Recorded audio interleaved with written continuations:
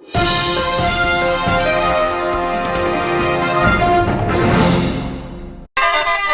ละนอนวลบัดนี้เด้อสบายดีทุกท่านผู้มีเกียรติที่เคารพตามที่นี้เฮาเห็นอยู่ในจอนี้หมอลำเฮา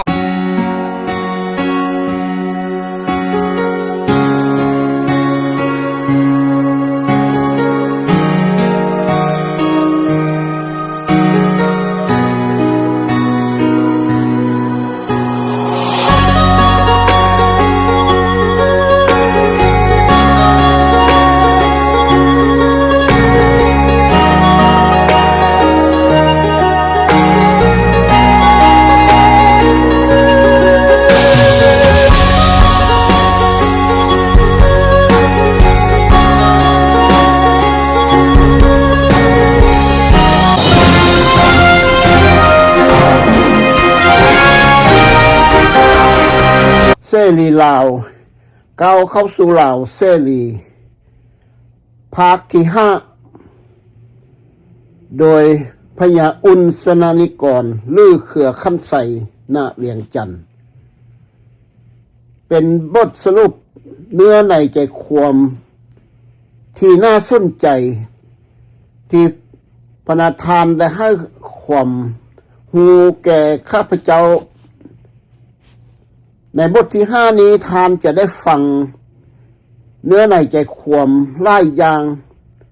ที่เป็นประเด็นสำคัญในบรรประวัติศาสตร์ของเราข้อระหว่างลาวเสรีและแนวลาวอิสระวันหนึ่งมีคนนำดอกฮักมาปิดประตูห้องจ่า11หญิงกลายเป็นประเด็นยาวจนแทบเข้าบ่ได้แต่ปรากฏว่าดอกหักนั้นหาได้เฉพาะที่ส่วนสัตว์เท่านั้นผู้บังคับบัญชาจึงได้กวดสอบถาม5ตัวผู้กระทำผิดบ่พบเพราะบ่มีทางหูได้ข้าพเจ้าจึงอธิบายว่าพวกเราทุกคนเป็นสุภาพบุรุษ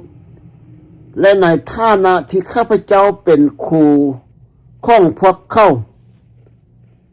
ข้าพเจ้าขอให้พวกเจ้าบอกความจริงเกี่ยวกับคนที่นำดอกไม้ดอกหักมาส่งที่ประตูบ้านนักเรียนหญิงผู้นี้บ่มีไพ่ตอบกับและบ่มีไพ่ยอมรับหยังทั้งสิ้นเอิ้นผู้ชายของข้าพเจ้าก็เอิ้นไปแล้วจากนั้นข้าพเจ้าก็บอกพวกเขาว่านักเรียน500คนอยู่นี้บ่มีไผถูกเอิ้นว่าผู้ชายหมายความว่าผู้ใดบ่กล้าเว้าความจริงแล้วพวกท่านจะบ่แม่นเป็นผู้ชายนักเรียนหญิงชั้นมัธยมปลายฮู้ว่าเป็นนักเรียนชายที่กระทำการนี้ไผก็ตามที่ยอมรับว่านำดอกไม้มาให้ผู้หญิงทุกคนจะยินดีหากเข้าทำผิดและจะบ่มีการลงโทษใดๆเพราะการกระทำนั้นเกิดจากความฮักและบ่มีไปด้วยความหวังว่าจะได้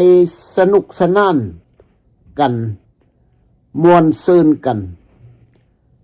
ทันทีที่เฮาถึงบัวซุ่มทนายทหารหญิงและข้าพเจ้าก็ไปพักอยู่บ้านพันโทติงยุทธยกานิตผู้บังคับกองพันที่59ปรากฏว่าข้าพเจ้าที่เฮากำลังสนุกสนานกันอยู่นั้นมีนายทหารกลุ่มหนึ่งวางแผนก่อกวนและจะยิงข้าพเจ้าขณะที่กำลังลำวงอยู่นั้นเพื่อนของข้าพเจ้าจึงหยุดพวกเข้าไว้และจับกลุ่มบางคนไว้จากการสอบสวนพบว่าพ่อของเมียน้อยของข้าพเจ้าเป็นผู้ สักส่วนผู้ติดตามให้มาหยิ่งข้าพเจ้าพอเข้าหู้สึกคุณเคืองที่ข้าพเจ้าฟ้อนลำวงกับนายทหารหญิงขณะที่กำลังมีสัมพันธ์กับความหักกับลูกสาวของเขาเรื่องนี้เกือบจะกลายเป็นเรื่องใหญ่แต่ใจข้าพเจ้าก็มั่นคงแล้วและข้าพเจ้าก็ตกลงที่จะทึกปืนกับพ่อเมียของข้าพเจ้าตอนนี้ลูกชายของข้าพเจ้าใหญ่แล้วและหับไซซาดในฐานะนายทหารจบการศึกษาจากโรงเรียนในห้อยพระจุฬาจอมเกล้าในกรุงเทพและเคยหับไซราชการในสงครามเวียดนามตลอดเวลาที่เข้าเรียนข้าพเจ้าและครอบครัวคอยช่วยเหลือเข้าในอนาคตอันไกลนี้เขาต้องตัดสินใจว่าจะอยู่ในกองทัพไทยต่อไปหรือจะเข้าร่วมกองทัพลาวเสรีไทยในประเทศไทยวันหนึ่งต้นปี1944ข้าพเจ้าได้รับคำสั่งให้ไปกรุงเทพเพื่อปฏิบัติภารกิจสำคัญหีบด่วนเมื่อไปถึงก็ได้รับคำสั่งให้หีบไปพบไพโรจน์ไสนามผู้อำนวยการฝ่ายสารนิเทศข้าพเจ้าสงสัยว่าเรื่องยังน้อเป็นสาเหตุที่ให้ข้าพเจ้ากลับมาทำงานที่หน่วย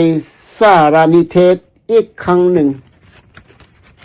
เมื่อข้าพเจ้าได้พบกับไพโรจน์ไสนามท่านบอกข้าพเจ้าว่าการที่ประเทศไทยเข้าร่วมกับญี่ปุ่นนั้นเป็นสิ่งที่ดีและการที่ข้าพเจ้าได้รบทางภาคเหนือของประเทศไทยนั้นก็ดีเช่นกันและเป็นประโยชน์ต่อประเทศชาติแต่บัดนี้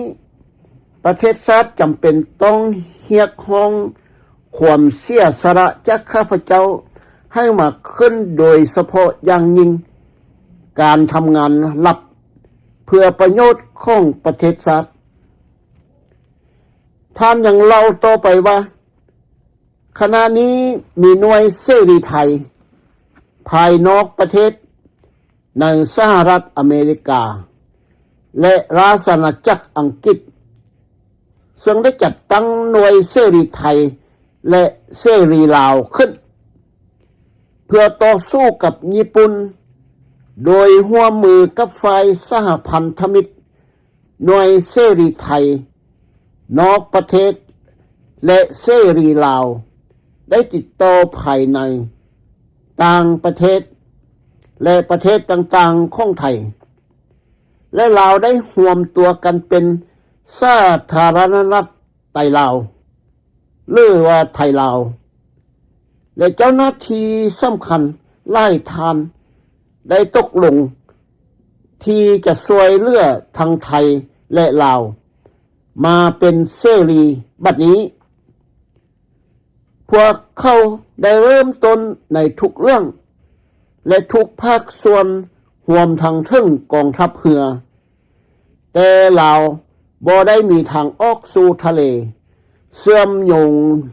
เหมือนกันกับประเทศไทยข้าพเจ้าได้ถามไพโรจน์ไสนามว่าเสรีไทยจะได้รับประโยชน์หยังและจะนำไปเฮ็ดหยังข้าพเจ้าได้รับคำตอบว่าหากงานของเสรีไทยนี้สำเร็จตามแผนจะเป็นประโยชน์อย่างยิ่งต่อประเทศไทยและลาวบัดนี้ฝ่ายสหพันธมิตรกำลังได้รับชัยชนะในยุโรปและเหลือเพียงญี่ปุ่นเท่านั้นญี่ปุ่นจะต่อสู้กับฝ่ายสหพันธมิตรเพียงลำพังประเทศเดียวแต่ก็ให้เหตุผลเพราะว่า จะใช้เวลากินโดนนานเท่าใดก็เป็นเพียงเรื่องของเวลาเท่านั้นท่านอธิบายว่าหากเขาสามารถสถาปนาเสรีไทยได้ทันเวลาเมื่อฝ่ายสหพันธมิตรได้รับไสชนะเฮาจะอยู่ฝ่ายผู้ชนะบ่แม่นฝ่ายญี่ปุ่นที่เสียใส่สงครามโลกครั้งที่สองนี้ท่านอย่างกล่าวเสริมอีกว่าขั้นตอนต่อไปคือหน่วยของข้าพเจ้าจะต้องปลดแอกลาวด้วยอาวุธที่ฝ่ายสหพันธมิตรจัดหาให้ผ่านทางเสรีไทยให้แก่เสรีลาวทันทีที่ได้ยินว่าจะมีโอกาสปลดแอกลาวข้าพเจ้าก็ตกลงเข้าร่วมทันทีทันใดหลังจากนั้นท่านก็บอกว่าก่อนจะทำงานนี้ร่วมข้าพเจ้าต้องเขียนจดหมายลาออกจากราชการทหารไทยเสียก่อนเพราะหากเกิดเหตุการณ์บ่คาดฝันเช่นถูกญี่ปุ่นจับกุมตัวรัฐบาลไทยก็จะบ่ได้รับผลกระทบใดๆทั้งสิ้นและทุกอย่างเป็นความรับผิดชอบของข้าพเจ้าเองข้าพเจ้าตกลงที่จะเขียนจดหมายลาออกจากบ่มีค่าตอบแทนใดๆแต่ในความเป็นจริงข้าพเจ้ายังคงรับราชการอยู่และได้ลงนามลายเซ็นในหนังสือเสียสละสิทธิ์ให้ทานไพโรจน์ใส่นามได้รับเงินเดือนรายเดือนของข้าพเจ้านี้คือความเสียสละของพญาอุ่นสนนิกรหรือเขื่อขั้นใส่ณเวียงจันทน์หลังจากนั้นทานไพโรจน์ใส่นามได้แนะนำให้ข้าพเจ้าฮู้จักกับทานเตียงสิริขันธ์และท่านจำลองดาวเฮืองผู้นำสูงสุดเสรีไทยภาคตะวันออกเฉียงเหนือหลังจากที่พวกเขาโอ้โหลมกันเป็นภาษาลาวเล็กน้อยแล้วท่านเตียงสิริขันธ์ก็ตกลงหับข้าพเจ้าเป็นแนวห่วมผู้นำเสรีลาวกลุ่มคนผู้ทำอิฐที่ช่วยเลือกกองทัพไฟสหพันธมิตรในการต่อสู้กับญี่ปุ่นในสงครามโลกครั้งที่สองจากนั้นข้าพเจ้าก็ไปโอ้โหลมปรึกษาหารือกันในบ้านหลังหนึ่งข้าพเจ้าจื้อจำบ่ได้ว่าอยู่ไสในสถานที่ลับแต่ข้าพเจ้าจื้อจำได้ว่าท่านเตียงสิริขันธ์บอกข้าพเจ้าว่าข้าพเจ้ามาเมืองไทยด้วยความหวังที่จะปลดแอกลาวออกจากการยึดครองของญี่ปุ่นจึงได้ปลดปล่อยประเทศลาวช่วงเวลานี้ท่านอย่างกล่าวว่าเป็นโอกาสอันเหมาะสมสำหรับข้าพเจ้าที่จะเข้าร่วมกับกลุ่มเสรีไทยของเฮาในภาคตะวันออกเฉียงเหนือและข้าพเจ้าจะเป็นผู้นำสูงสุดของกลุ่มเสรีลาวและจะมีชาวอเมริกันร่วมเดินทางไปด้วยทั้งนี้เนื่องจากตามข้อตกลงระหว่างฝ่ายสหพันธมิตรไทยและพม่าจะอยู่ภายใต้อิทธิพลของอังกฤษและพวกเขาจะบ่อนุญาตให้คนอเมริกันทำงานในประเทศไทยแต่จะให้พวกเขาทำงานลับอยู่ในลาวและอินโดจีนซึ่งเป็นพื้นที่อิทธิพลของพวกเขาขอให้ข้าพเจ้ายอมรับเงินไขชาวอเมริกันเป็นผู้อุปถัมภ์ของข้าพเจ้าเพื่อที่จะรับอาวุธจากพวกเขาท่านเตียงสิริขันธ์ยังบอกข้าพเจ้าว่าให้เอิ้นผู้ติดตามสมาชิกเก่าของข้าพเจ้า ที่ข้ามมาประเทศไทยตั้งแต่ปี 1940 ขอให้เข้าร่วมด้วย นอกจากนี้พวกเขายังต้องการผู้หญิงคนลาวไทยลาวมาเป็นผู้ประกาศวิทยุกระจายเสียงเสรีลาวในอินเดียด้วย จากนั้นข้าพเจ้าก็จัดหน่วยทหารขั้นขึ้นทันทีก่อนกลับเข้าประเทศลาวข้าพเจ้าต้องขอลาท่านทิพผาแสนอดีตผู้บังคับบัญชาของข้าพเจ้าซึ่งท่านเคยดีกับข้าพเจ้าหลายข้าพเจ้าขอพบท่านที่บ้านแต่ท่านให้ข้าพเจ้ารออยู่ข้างนอกและบอกว่าจะมาพบเมื่อเวลาหมดข้าพเจ้าจึงเขียนจดหมายลาท่านว่ากำลังจะกลับลาวและมาเพื่ออำลาและจะหาโอกาสกลับไปเยี่ยมยามท่านอีกครั้งหนึ่งจากนั้นข้าพเจ้าก็ออกไปโดยบ่ได้พบท่านเลยหลังจากนั้นเกิดความปั่นป่วนในหมู่เสรีไทยซึ่งแกนนำของพวกเขาเชื่อว่าข้าพเจ้าบอกความลับกับท่านสายทิพแสนซึ่งก็เหมือนกับการบอกท่านปอพิบุญสงครามพวกเขาพยายามตามหาข้าพเจ้าทุกทางในที่สุดพวกเขาก็พบข้าพเจ้าที่ลพบุรีขณะที่ข้าพเจ้ากำลังเก็บเสื้อผ้าข้าพเจ้าบอกทหารที่ทำงานในบ้านให้พาเมียน้อยของข้าพเจ้ามาพบเพื่ออำลาแต่ข้าพเจ้าก็บ่มีโอกาสได้พบท่านเพราะข้าพเจ้าต้องขับรถไปสระบุรีแต่ข้าพเจ้าบ่มีโอกาสได้พบนางเพราะต้องขับรถไปสระบุรีจากนั้นพวกเขาก็ไปสมทบ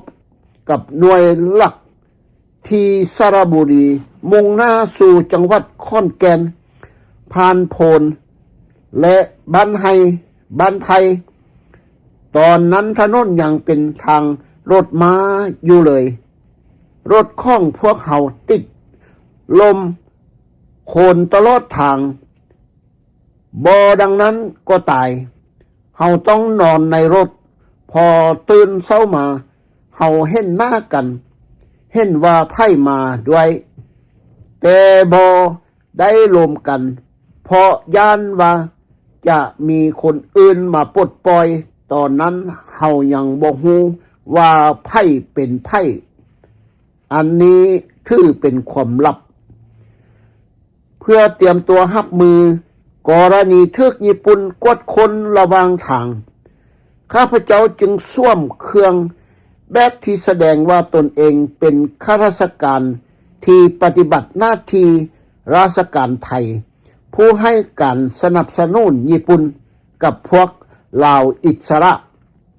นี่คือความสลาดของผู้นำเสรีลาวสมัยร่วมมือกับสหพันธมิตรสหรัฐอเมริกานั่นเองคืออุนสนนิกรพวกเขาออกจากขอนแก่นแต่เช้าตู้ข้องหงอรุณวันมังและไปถึงอุดรธานีในเช้าวันหงอรุณขึ้นพวกเขาจอดรถห่มถนนข้างห้านกาแฟและนอนพักอยู่ที่นั้นเพราะว่าทุกคนอิดเมื่อยกันทั้งหมดพอตื่นก็ช่วยแล้วเจ้าของห้านเห็นว่ามีข้าราชการระดับสูงนอนอยู่ในรถจึงนำสวยหน้ามาให้เฮาและเชิญเข้าไปดื่มกาแฟพอเสร็จเรียบร้อยแล้วก็ออกเดินทางต่อไปยังสกลนครเพราะยานกลัวว่าเจ้าของห้านอาจจะแจ้งความลับให้กับพวกทหารญี่ปุ่นตอนนั้นสมัยนั้นถนนหนทางระหว่าง อุดรกับสกลนครสภาพคนข้างดี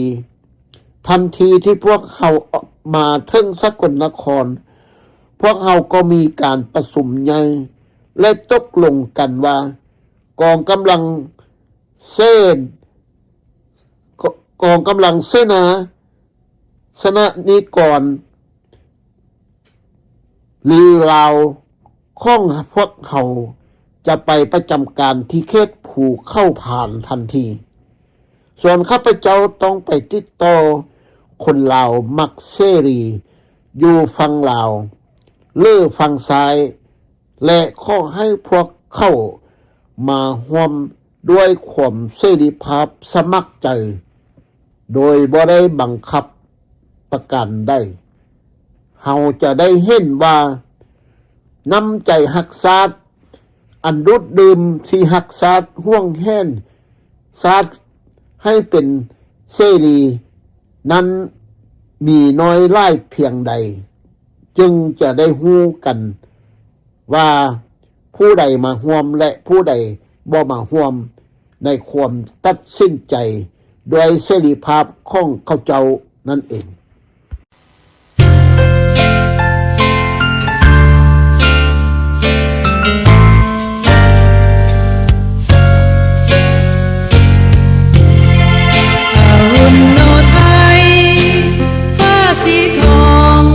ส่องพาสุดเมืองหมายสัญลักษณ์ประจักษ์เมืองแจ้งแสงสุริยาแล้วละหองลอยล่องทั่วท้องฟ้าเป็นสัญญาให้เฮาแจ้งว่าแสงแห่งบุญพุทธศาสนิกชนทั่วจัน